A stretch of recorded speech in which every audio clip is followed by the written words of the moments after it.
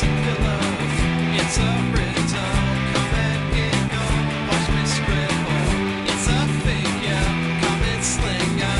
Pull the trigger with a finger. Headingley is a big student area. It's got also ethnic minority population, and 4,500 people have disappeared off the register. So I know it's cold, and it's like we're really tired because it's day 14 on the No Vote No Voice bus, but 10 super activists are waiting for us there. So Headingley, here we come. The physics are much smoother.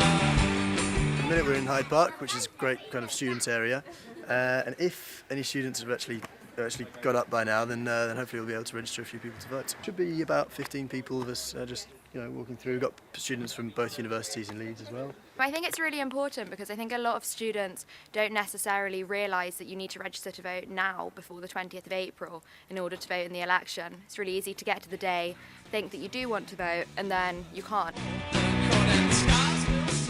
Yeah, so basically this is where you come after your first year in halls, then you come and live here in one of the houses here. We've seen kind of a rise in student politics, and if you look at, so Leeds has been doing their own student elections, people get really into it when it's targeted towards them. And it's great because most of the houses have 5 or 6 students living in them, and I'm sure they'll like the bus if they can see it. If we can get it round all of the tight corners. With a finger, it's not tether, so hit the lever, pull the cord, and the scars will soar. Suffused with blue, the air we're floating through. Clutches are never, the rise will skip forever. Yeah, well, two, and they both registered to vote, which is great. So they're really on the ball, and they've taken information for the other people in their house. But they seem very alert and aware that they need to be registered to vote. It's absolutely crucial. 7 million people who are eligible to vote aren't registered. That's something worth changing. The University of Leeds has been doing a push to get everyone to register to vote, and that definitely really helps as well.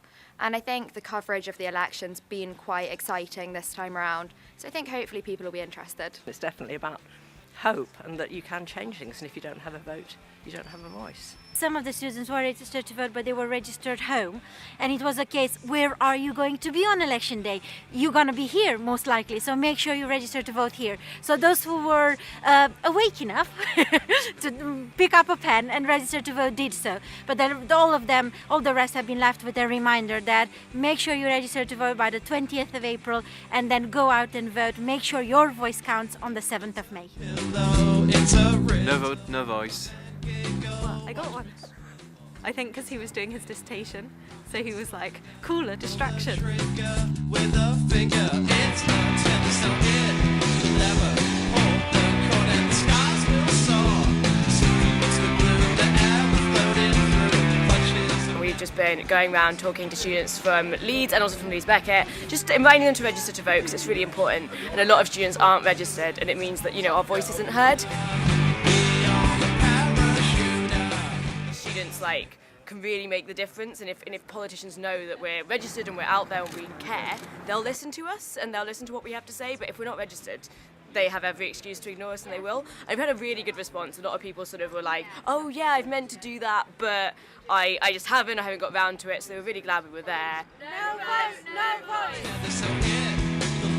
It was really positive, and I had a really good time. The number of people I've spoken to today and in weeks previously who are like, oh, I have to register, and they just don't know. And it's not that they don't care, and it's not that they don't want to have a voice. It's not about not wanting to do it or not wanting to participate. It's just that we don't get taught about politics in school. We don't get any of that. People just don't know. And I think it's really important to get out there and talk to people and start changing that. No vote, no voice.